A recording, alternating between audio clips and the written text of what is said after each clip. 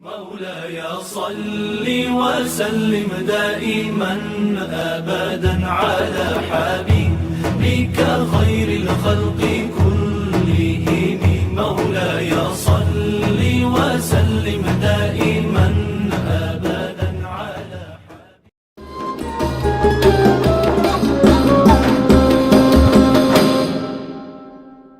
Assalamualaikum warahmatullahi wabarakatuh. Waalaikumsalam warahmatullahi wabarakatuh.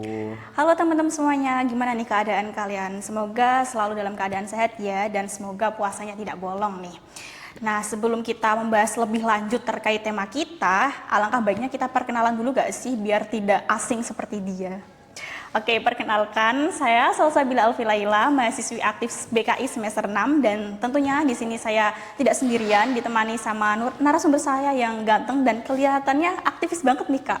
Boleh perkenalan terlebih dahulu? Oke, terima kasih Mbak Salsa. Iya. Perkenalkan, nama saya Muhammad Syahrul Alfi. Kebetulan juga sama ya, mahasiswa aktif semester 6. Iya. Bentar lagi lulus nggak? Amin nih, cepet ya. amin. Iya, Oke. gitu. Kakaknya ini asal dari mana? Saya asalnya dari jauh sih sebenarnya Kak, jauh dari Semarang. Wah, jauh banget ke Kudus nih Kak. Wah, ini pas banget nih sama tema kita, yaitu Bincang Ramadan sama anak rantau di kota Kudus. Nah, Kak Alfi di Kudus kan udah kurang lebih 3 tahun lah ya. Nah, ada pengalaman atau kesulitan nggak sih selama di Kudus itu di bulan Ramadan? Untuk pengalamannya di bulan Ramadan ya, karena Iya. kebetulan saya juga mahasiswa perantauan, udah terbiasa sih, jadi udah terbiasa merantau di Kudus 3 tahun ya, hampir 3 tahun, kayak ini puasa ketiga saya di Kudus. Wah, Ya doakan semoga puasa terakhir. ya Tahun amin. depan sudah lulus pulang Ya, ya. amin. Untuk suka dukanya sih sebenarnya pada umumnya anak perantauan tentunya kan kalau ketika sahur berbuka agak feeling lonely ya. Kalau bahasanya anak sekarang kan feeling lonely, merasa sendirian Kak. Kita harus sahur sendiri, buka sendiri, kadang bingung milih menu apa, gak ada yang diajak untuk kompromi. Enaknya mau makan apa ya gitu.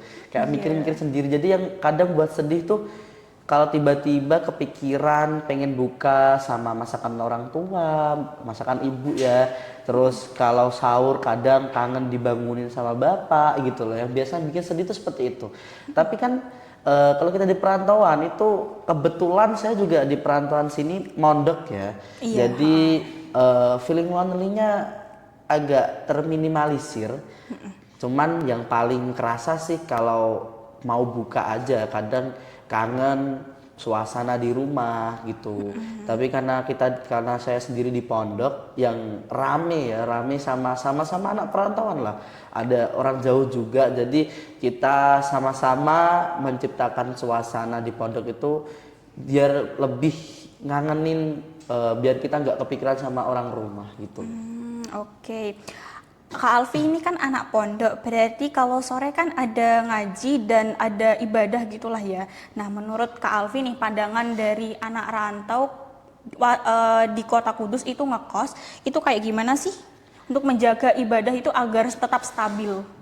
Oke, karena saya kan di pondok, jadi untuk peribadatan terus terutama di bulan puasa ini agak terkontrol karena terjadwal ya kalau di pondok. Tapi kalau kita lihat lagi untuk anak-anak kos, tentunya kan kita sebagai anak kos, orang-orang anak kos itu kan harus ekstra membagi waktu Kak. Tentunya terutama ini kita mahasiswa, banyak tugas ya kayaknya. Banyak tugas, terus di samping nanti kita kuliah sampai sore, belum nyari takjilnya, terus habis itu berbuka, terus tarawih dan sebagainya. Nah itu kayak tarawih, terus menjalani ibadah puasa selama 1 hari biar gak mokel. Kalau bahasanya sekarang kan mokel ya Kak. Iya. Itu bisa untuk teman-teman kos itu bisa kayak mungkin kalau misalkan masih keadaan sibuk banget nih, belum bisa mengadakan taraweh, bisa kita terawih berjamaah ya, bisa diganti terawih di rumah gitu. Jadi kan terawih nggak harus berjamaah sih sebenarnya. Kalau untuk anak-anak kos yang notabene masih banyak sekali kegiatan, itu bisa terawih setiap malamnya traweh itu di kos, terus di apa ya di misal di kampus ya masih di kampus ya di kampus gitu. Nggak harus sesuai waktunya sebenarnya, nggak harus sesuai kalau udah adzan isya terus harus tarawih, enggak. Sebenarnya kalau kita berbicara dengan bulan Ramadan karena bulan penuh berkah, jadi untuk beribadah sebenarnya kok kita fleksibel. Yang penting apa kita tata niatnya. Karena kalau di hadis ya Kak ya, kalau ada di kitab Arba'in Nawawi itu hadis yang paling pertama kan ada innamal a'malu binniyat ya.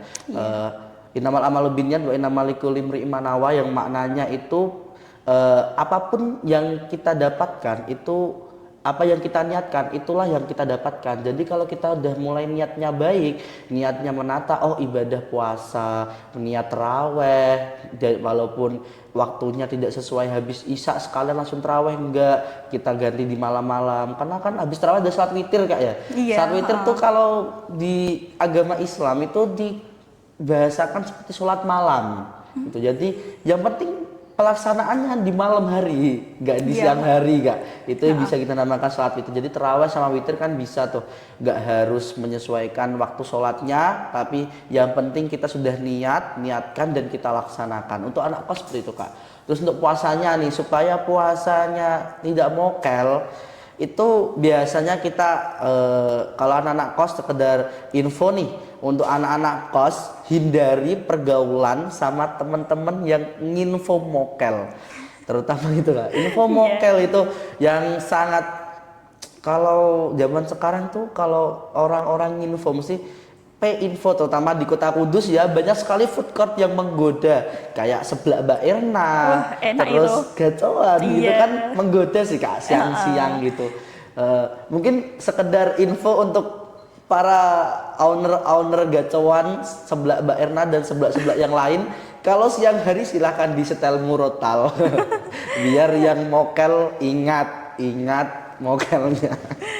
Iya, baik Begitu. nih. Oke, selain beribadah kan tentunya ada aktivitas lain yang membuat bermakna nih di bulan Ramadan. Nah, apa sih yang Kak Alfi lakukan untuk membuat Ramadan itu lebih bermakna saat berada di Kota Kudus gitu? Kalau saya ya, untuk membuat bulan Ramadan ini lebih berwarna, terutama nuansa Islamnya. Karena kalau kita lihat nih, entah ya fenomena apa untuk tahun 2025 ini, vibes untuk bulan Ramadannya kurang kerasa Kak. Beda sama tahun-tahun sebelumnya, awal puasa sudah ada marhaban ya Ramadan. Kalau sekarang kayak tiba-tiba aja udah puasa gitu kan Kak. Nah itu biasanya kalau saya mewarnai bulan Ramadan kali ini, dan seperti biasa-biasanya itu kalau saya di pondok tentunya ada ngaji, habis asar ngaji, habis isya, habis taraweh ada ngaji, terus habis ngaji, habis isya ada ngaji lagi sampai malam, terus habis subuh ada ngaji, dah diisi ngaji-ngaji. Tapi kadang mesti tentunya kalau kita anak-anak Gen Z ya, Gen Z kan anak-anak yang paling mudah bosen tentunya. Kalau kita bosen, tetap sekali dua kali bolehlah kita menghibur diri, seperti misalkan ngabuburit kalau sore. Tapi ingat ya, ngabuburitnya sore, jangan siang-siang, karena pasti stangnya belok sendiri Kak. Belok tiba-tiba kayak ada nasi padang, belok sendiri gitu loh. Nah, ngabuburitnya sore saja teman-teman, jangan siang-siang. Kalau ada yang teman-temannya nginfo ngabuburit siang, blokir WA-nya saja. Seperti itu. Oke, siap nih. Nah, dari tadi kita kan udah sharing-sharing banyak nih tentang serba-serbi anak rantau di Kota Kudus nih ya. Ada tips dan saran dari Kak Alfi gak sih untuk anak rantau yang di Kudus ini biar menjaga semangat beribadah saat berpuasa? Oke, untuk teman-teman di luar sana, teman-teman mahasiswa ya, teman-teman mahasiswa BKI, mahasiswa yang IAIN Kudus, untuk menjaga motivasi kita, di samping yang paling utama adalah kita menjauhi teman-teman yang memiliki berpotensi tinggi untuk ngajak mokel. Itu kita juga harus memperbanyak teman-teman waktu bulan puasa ya, memperbanyak teman-teman yang mengajak info kajian, info buka bersama. Buat yang anak kos kan biasanya nyari gratisan ya Kak ya. Iya. Itu buka bersama. Kalau di masjid-masjid kan ada banyak tuh, tiap sore ada ngaji bersama, habis itu buka bersama. Itu terus untuk motivasinya yang penting kita diniatkan dulu ketika sahur. Untuk anak-anak kos jangan pernah skip sahur. Karena apa? Skip sahur adalah awal dari godaan mokel. Karena teman-teman yang mokel itu pasti tentunya diawali dengan aku nggak sahur nih. Kayak mokel nggak apa-apa lah gitu. Pasti banyak kan gitu. Apalagi kan perut belum terisi gitu kan. Belum terisi, iya Kak. Terus misalkan teman-teman ada yang kesulitan perihal sahur karena kita anak kos, nggak ada yang bangunin nih. Kalau bangun pasti subuh gitu. Bisa dialternatifkan seperti misalkan habis terawih kita makan dulu. Setidaknya perut sudah ada isi ketika tapi jangan habis makan terus tidur ya. Maksudnya habis terawih kita makan lagi, kan buka makan, habis terawih makan buat jaga-jaga ketika nanti kita bablas sholat subuh. Kan bangun ketika adzan subuh kita nggak sahur, tapi perut kita tuh masih setidaknya sudah ada rasa kenyang gitu. Iya betul. Gitu Kak. Oke, satu lagi nih Kak, apa pesan atau motivasi dari Kak Alfi untuk anak rantau nih, mungkin yang di pondok maupun di kos gitu, kan notabene-nya jauh dari orang tua nih.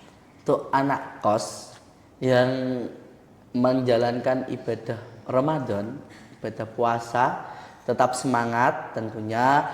Jangan pernah sungkan untuk mengabari keluarga. Ketika buka bersama misalkan sepi, silahkan video call, terus kadang kabar-kabar. Kalau sahur biasanya tuh sering sahur kan merasa males makan karena sepi gitu, silakan video call orang rumah, diajak makan bersama by online ya Kak ya. Iya. Itu terus tetap semangat menjaga ibadah karena bulan suci Ramadan. Terus terlebih lagi ini bulan puasa, event tahunan ya, event tahunan. Yep. Yang mana event setahun sekali, tapi pahalanya itu mengalahkan ibadah selama 1 tahun kan Kak. Terutama nanti ada malam Lailatul Qadar yang mana satu kali ibadah itu dilipat gandakan 1000 tahun gitu kan, alfisana dan sebagainya. Nah, yang penting itu untuk anak-anak kos atau anak-anak pondok yang merantau di kota perantauan itu tetap mengingat keluarga.